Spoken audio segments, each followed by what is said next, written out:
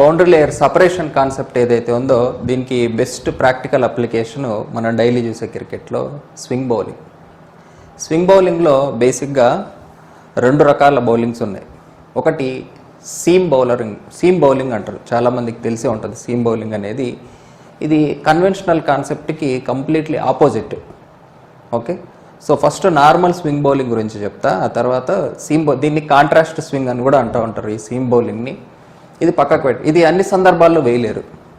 Ball బాగా పాతదైనప్పుడు ఇట్లాంటి సందర్భాల్లో మాత్రమే వస్తుంది. అది ప్రిడిక్ట్ చేయడం చాలా కష్టం యాక్చువల్గా. ఆ సీమ్ మీద పడిందంటే బాల్ అది లెఫ్ట్ వెళ్తుందా రైట్ వెళ్తుందా మీదికి వస్తుందా ప్రిడిక్ట్ చేయడం చాలా కష్టం. అది ఎందుకనేది తర్వాత మాట్లాడుకుందాం. సో బేసిక్గా స్వింగ్ బౌలింగ్లో జరిగే బౌండరీ లేయర్ కాన్సెప్ట్ ఏంటనేది చూద్దాం. ఓకే, సో బేసిక్గా మీకు సీమ్ అంటే తెలుసు కదా అందరికీ. ఈ మధ్యలో ఒక పార్ట్ ఉంది కదా, ఇది బాల్ కంటే కొంచెం ఎత్తుగా ఉంటుంది. క్రికెట్ బాల్ని పట్టుకొని ఉండొచ్చు. ఇటువైపు 3 స్టిచ్చెస్ ఇటువైపు 3 స్టిచ్చెస్ ఉంటాయి జనరల్గా క్రికెట్ బాల్కి. దీన్ని సీమ్ అంటారు. ఈ సీమ్ అనేది ఎప్పుడైనా సరే మీరు అబ్జర్వ్ చేస్తే ఒక యాంగిల్లోనే పెడుతూ ఉంటారు స్వింగ్ బౌలర్స్. దీనికి ఒక కారణం ఉంది. ఎందుకంటే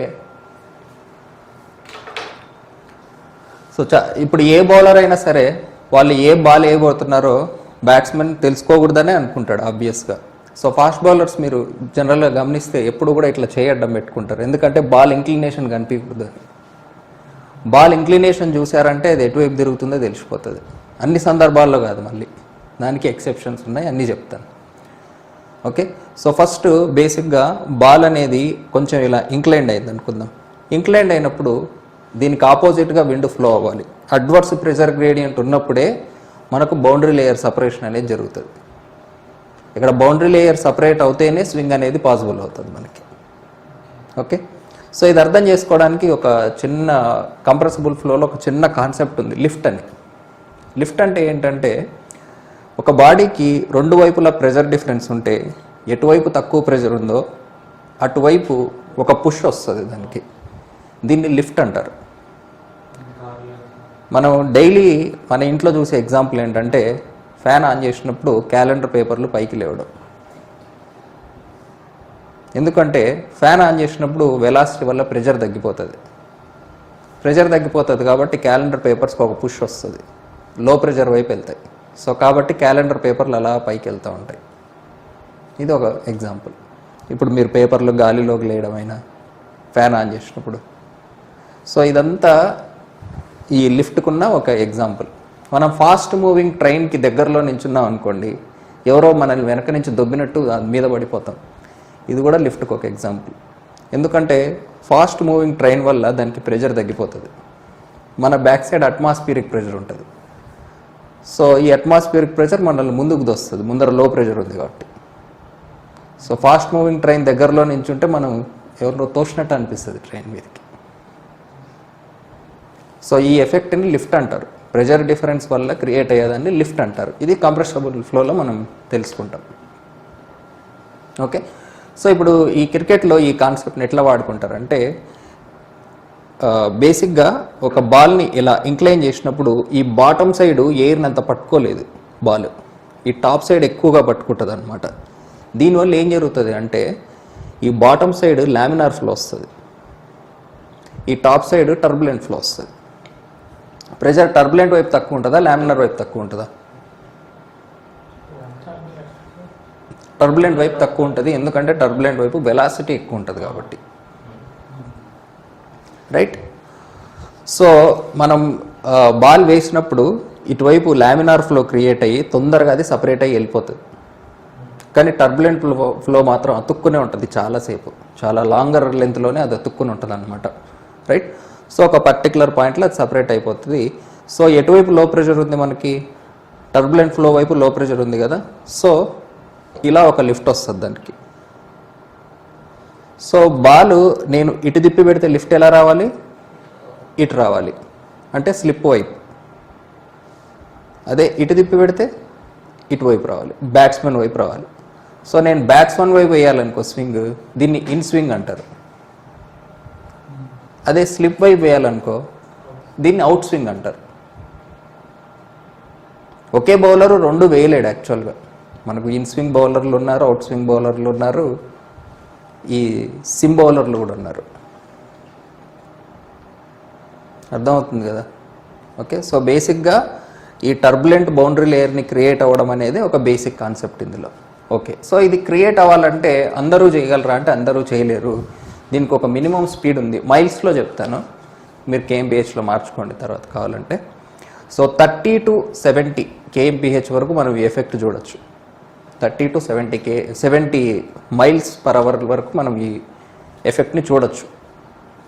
ఓకే, సో అంటే హయ్యెస్ట్ ఎఫెక్ట్ అనేది 70 mph వస్తుంది. దీన్ని దాటి ఫాస్ట్గా వేసారు అనుకోండి 80లో, అప్పుడు ఏం జరుగుతుంది అంటే బాటంలో లామినార్ దాటి టర్బులెంట్ వస్తుంది. ఇప్పుడు ఈ పైన టర్బులెంట్ ఇంకా ఇంకా థిక్గా వీక్ అయిపోతుంది. వీక్ అయిపోయి ఏం జరుగుతుంది, ఇప్పుడు రివర్స్ స్వింగ్ వస్తుంది. ఒక పర్టికులర్ క్రిటికల్ పాయింట్ ఉంది, ఈ క్రిటికల్ పాయింట్ వచ్చేసి 80. ఈ 80 దగ్గర ఏం జరుగుతుంది అంటే బాల్ అసలు స్వింగే కాదు, రెండు వైపులా అతుక్కునే ఉంటుంది బౌండరీ లేయర్, స్ట్రైట్ వెళ్తుంది. బౌలర్ బ్యాట్స్మెన్ని సర్ప్రైజ్ చేద్దాం అనుకుంటే బౌలర్ సర్ప్రైజ్ అవుతాడు, అక్కడ స్వింగే అవ్వదు బాల్. సో 30 to 70 వరకు స్వింగ్ అనేది పెరుగుతూ ఉంటుంది. స్వింగ్ అంటే గాలిలో దాని డైరెక్షన్ మారడమే. సో 80 దగ్గర ఏం జరుగుతుంది, అసలు స్వింగే రాదు.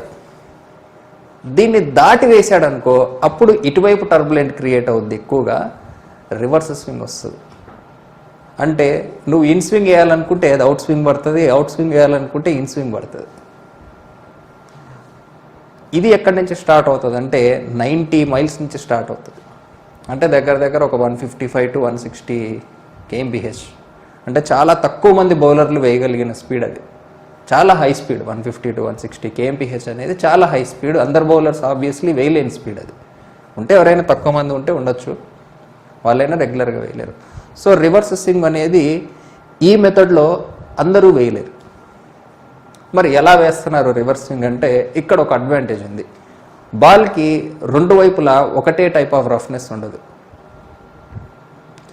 ఎటువైపు అయితే బాల్ రఫ్గా ఉంటుందో అటువైపు టర్బులెన్స్ క్రియేట్ అవుతుంది. మీకు ఇంకా సింపుల్గా చెప్పాలంటే మనం ట్యాప్ ఓపెన్ చేసినాం అనుకో, లామినార్ ఫ్లో వస్తూ ఉంటుంది. మనం ఒక చిన్న వేలు అట్లా అడ్డం పెట్టామనుకోండి, మనకు అలవాటే కదా అట్లా పెట్టి చూడడం, అది టర్బులెన్స్ క్రియేట్ చేస్తుంది. ఇట్లా రఫ్నెస్ ఉన్నప్పుడు టర్బులెన్స్ వస్తుంది.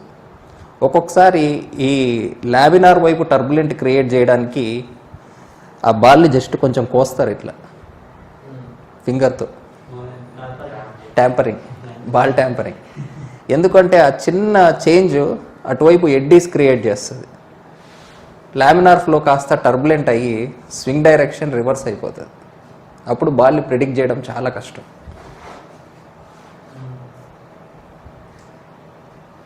ఇది బాల్ ట్యాంపరింగ్లో జరిగేదన్నమాట.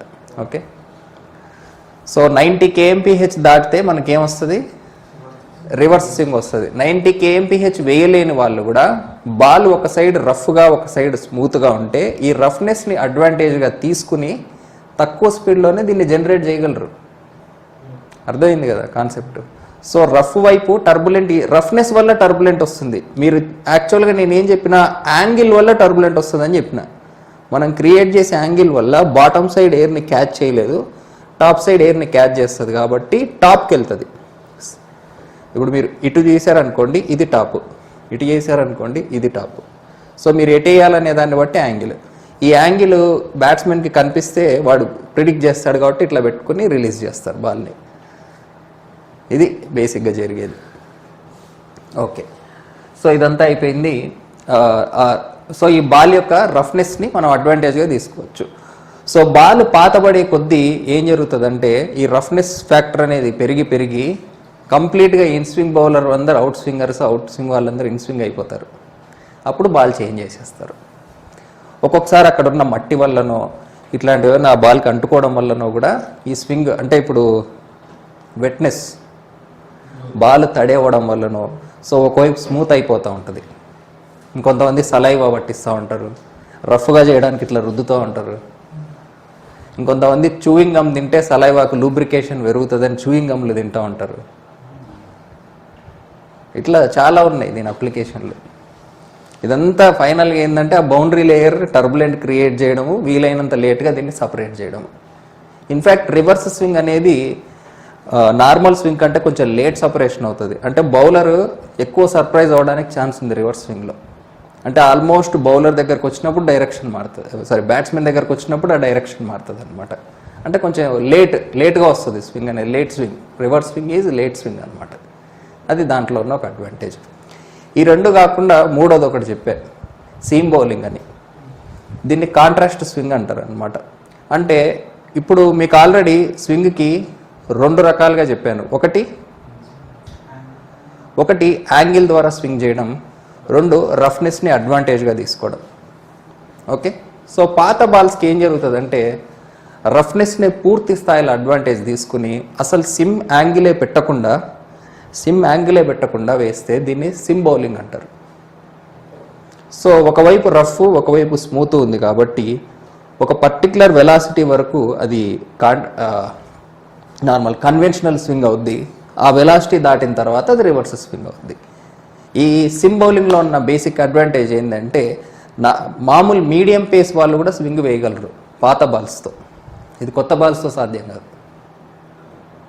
పాత బాల్స్లో రఫ్గా ఉంటుంది కాబట్టి ఆ రఫ్నెస్ ఫ్యాక్టర్ని పూర్తిగా అసలు సీమ్ యాంగిల్ అనేది వాడుకోకుండా కేవలం రఫ్నెస్ని మాత్రమే యూజ్ చేసుకుని వేసే బౌలింగ్ సిమ్ బౌలింగ్ అనమాట. సో ఇది కొంచెం ప్రిడిక్ట్ చేయడం కష్టం, ఎందుకంటే యాంగిల్ అయితే బ్యాట్స్మెన్కి కనిపిస్తుంది కానీ ఆ బాల్ రఫ్నెస్ కనిపించదు. సో అది లెఫ్ట్ వెళ్తుందో రైట్ వెళ్తుందో ప్రిడిక్ట్ చేయడం కొంచెం కష్టం, కానీ ఇది అన్నిసార్లు వేయడం కూడా సాధ్యం కాదు. ఓకే, సో అది in swing, out swing, conventional, reverse, contrast. Okay, so just ఒకసారి పిక్చర్ చూడండి మీకు అర్థమైపోతుంది. సో స్మూత్ సైడ్ మనకు లామినార్ ఫ్లో వస్తుంది. బేసిక్గా యాంగిల్ ఉన్నప్పుడు ఈ స్మూత్ రఫ్ అనేది అవసరం లేదు. ఇంకొక ఫ్యాక్టర్ ఏంటంటే ఈ బాల్ని మనం స్పిన్ చేసామంటే ఈ స్వింగ్ ఎఫెక్ట్ ఇంకొంచెం ఎక్కువ వస్తుంది. పర్ఫెక్ట్ ఐడియల్గా చెప్పాలంటే 70 MPH దగ్గర కన్వెన్షనల్ మ్యాక్సిమం వస్తుంది, plus 15 revolutions per second spin. ఇది మోస్ట్ ఎఫెక్టివ్ స్వింగ్. అంటే హైయెస్ట్ స్వింగ్ మీకు రావాలి అంటే 70 MPH మైల్స్ పర్ అవర్ స్పీడ్లో 15 బ్యాక్ స్పిన్ రెవల్యూషన్తో వేస్తే మ్యాక్సిమం స్వింగ్ వస్తుంది మనకు. V = ωr అనే వెలాసిటీ ఫ్యాక్టర్ యాడ్ అవ్వడం వల్ల ఇంకొంచెం అడ్వాంటేజ్ వస్తుంది మనకి. ఓకే, సో ఇప్పుడు బౌలింగ్ వేస్తున్నప్పుడు ఇది ఇన్కమింగ్ ఫ్లో, ఇది డైరెక్షన్ ఆఫ్ ట్రావెల్. ఇది ఆపోజిట్గా ఉంటేనే మనకు సపరేషన్ వస్తుంది. ఓకే, సో ఇది direction of travel of ball, ఇది ఇన్కమింగ్ ఫ్లో. ఇది రఫ్ సైడ్ కాబట్టి ఇటువైపు టర్బులెంట్ ఉంటుంది, ఇటువైపు లామినార్ ఫ్లో ఉంటుంది. ఓకే, సో అటువైపు టర్బులెంట్ ఫ్లో ఉంది కాబట్టి బాల్ అటు వెళ్తుంది. ఓకే, దీన్ని కన్వెన్షనల్ అవుట్ స్వింగ్ అంటారు. ఓకేనా, సో ఇప్పుడు చూడండి ఈ బాల్ ఇటు సైడ్ వచ్చింది, ఎందుకంటే ఇక్కడ రెండు వైపులా టర్బులెంటే ఉంటుంది. మోర్ టర్బులెంట్, లెస్ టర్బులెంట్, అంతే. సో ఇప్పుడు బాల్ స్మూత్ సైడ్ వస్తుంది, రఫ్ సైడ్ రాకుండా. ఓకే, సో యాంగిల్ అలానే ఉంది, బాల్ అలానే ఉంది, కానీ ఆ కేసులో ఏమో బాల్ అటు వెళ్ళింది, ఈ కేసులో ఏమో బాల్ ఇటు వచ్చింది. ఓకే, సో ఇది స్వింగ్కి బౌండరీ లేయర్కి ఉన్న కనెక్షన్. ఓకే, సో అందుకే ప్రతిరోజు జనరల్గా అసలు పిచ్చి ఎట్లుంది, ఎయిర్ ఫ్లో ఎట్లుంది, బాల్ ఎట్లుంది, ఇవన్నీ, ఇంకా అక్కడ శాండ్ ఎలా ఉంది, ఇవన్నీ ఎందుకు అబ్జర్వ్ చేస్తారంటే ఆ బాల్ ఎటు వెళ్తుందో ప్రిడిక్ట్ చేయడం చాలా కష్టం. ఆబ్వియస్లీ లూబ్రికేషన్ ఉంటుంది కదా, 100% ఉంటుంది moisture effect. Even weather effect కూడా చాలా ఉంటుంది, ఎయిర్ ఫ్లోనే కదా ఇదంతా. మ్యాచ్ మధ్యలో వర్షం కురిసి గాలివాటం మారింది, బ్రెట్లీ మిషెల్ జాన్సన్ లో బాల్ స్వింగ్ చేయడానికి ఆ మాత్రం చాలు అని చెప్తే అర్థమవుతుందా? లేకపోతే ఓల్డ్ బాల్ ని రివర్స్ స్వింగ్ చేయడం నేర్చుకున్న Stuart Clark in swing yorker అద్దరగొట్టాడని చెప్తే అర్థమవుతుందా?